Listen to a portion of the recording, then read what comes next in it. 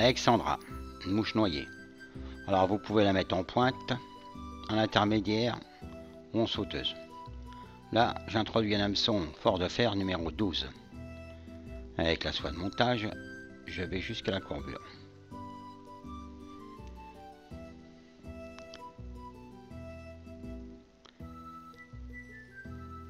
À la courbure, je fixe quelques fibres de lame d'ibis.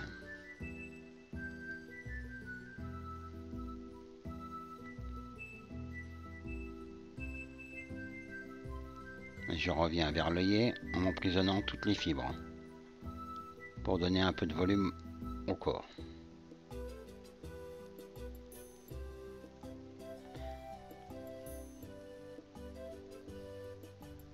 Là, je vais refaire un aller-retour avec la soie de montage pour égaliser bien le sous-corps.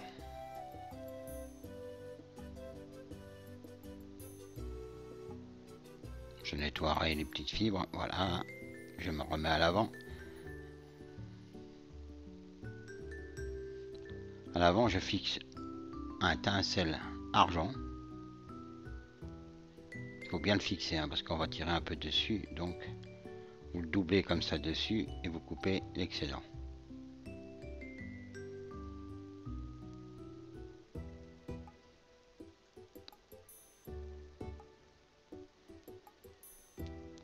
Et avec des enroulements en spire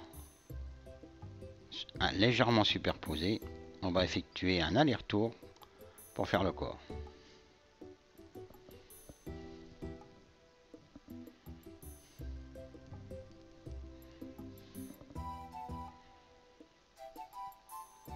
Alors si vous n'avez pas d'étau rotatif, vous faites une demi-clé sur votre soie de montage et puis après vous tournez tout le temps en tirant dessus. Hein. Alors si vous lâchez, bah, il faut recommencer.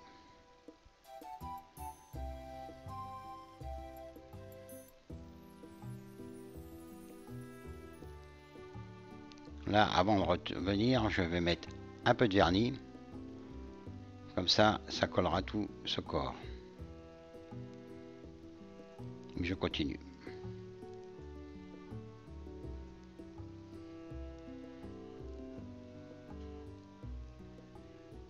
Légèrement superposé. Si vous avez du tinsel un peu plus large, mettez-le. Ce sera aussi bien.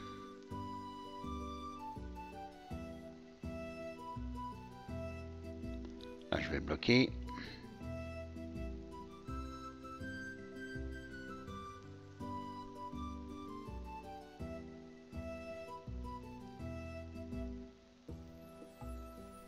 Couper.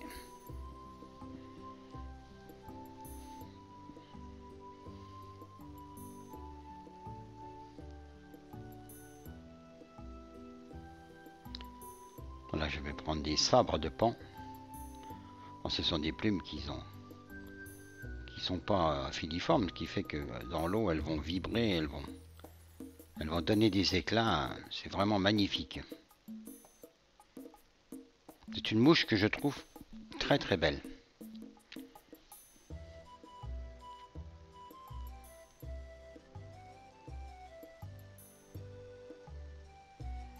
N'allez pas trop loin.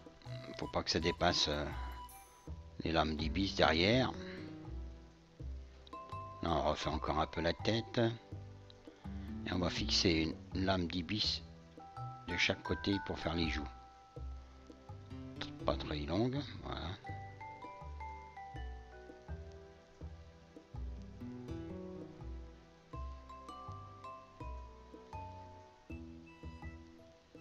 Si vous n'avez pas d'ibis, essayez de trouver un canard rouge ou des fibres de coque.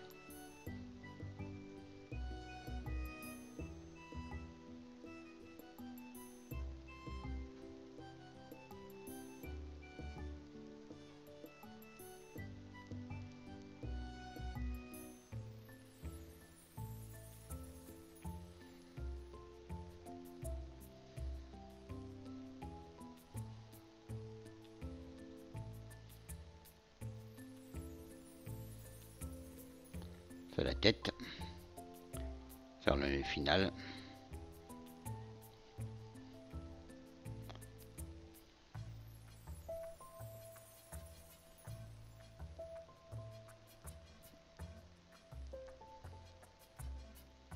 nettoyer un petit peu.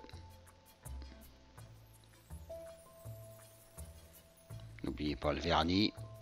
Vous pouvez mettre du vernis noir, hein, c'est bien aussi. Déboucher l'œillet.